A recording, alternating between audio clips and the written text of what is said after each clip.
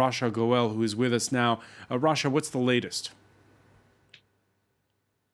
Well, as of this morning, I'm going to add three more to that. The death toll has gone to 66, and this is on a statewide basis. So, looking at both of these fires, they are being called the deadliest fires in the state of California. And as you did mention, yes, the missing number has gone to above 600. And just to give you a little scope of what's happening, over 230,000 acres have burned. Now, that is larger than the combined cities of Boston and Chicago here in the U.S. The firefighters have been fighting over 500 blazes during the course of this week. And at this time in Southern California, in Los Angeles, where I'm based, now the Malibu evacuation for the Woolsey fire has been lifted, but firefighters continue to battle the fires. Only 69% has been contained. And the Camp Fire in Northern California, we're looking at about 45% being contained. And that's where primarily more of the missing people are coming from. But I'm telling you, there is a lot of aftermath happening here. It's been a week out. Many people have lost their homes, they're missing relatives.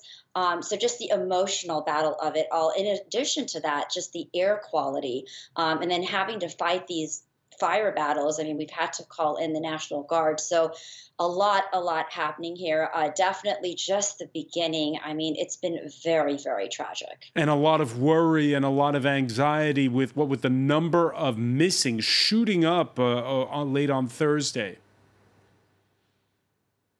Absolutely. You know, this is the largest body recovery mission in the state history. So that speaks for it a lot. Like I mentioned, over 600 people. And what's happening is that they had put a list out on the Butte County Sheriff's website. So that has a full list of the people that are missing, but it's not fully accountable. And here's why. There have been duplicate names on that list. A lot of people who have gone missing have not had proper cell phone coverage, so they've not been able to call in. Many of them don't even know that relatives are looking for them. And a lot of these people, especially in Northern California, they're elderly. So it's really hard for them to get in contact with anybody. And again, a lot of people just don't know that they're being searched for.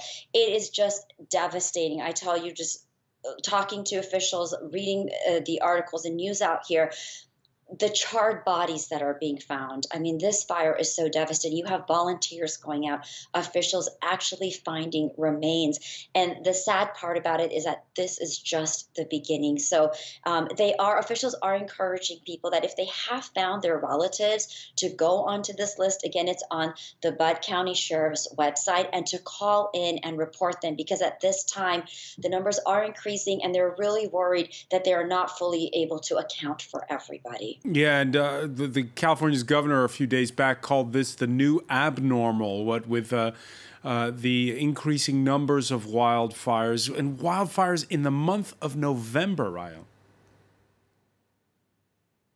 Yeah, you know, it's very interesting actually, and it's quite saddening. I think when people go and hold these campfires, they're not necessarily taking precautions. They're not adhering to rules and laws, and I think they just don't realize the implications. And you're right. I mean, to be having these campfires in the middle of November.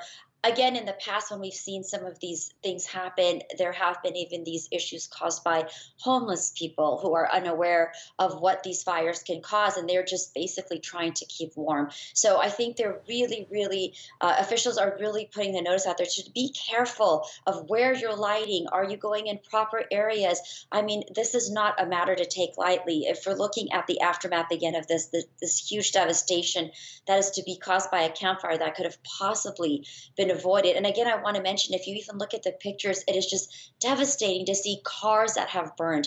We do not even know, possibly bodies have been burned in some of those cars, in some of these homes. And it truly, I mean, it is very tragic and devastating to be here at this time. And even to listen to families who have lost their homes, not even just missing relatives, but homes that can never be recovered. They don't even know where to go to at this time. They're staying with relatives. People are camped out at stores such as Walmart in tents. So a lot of cleanup that's going to be having to happen out here in the state of California. Rasha Goel reporting from Los Angeles. Many thanks for that update.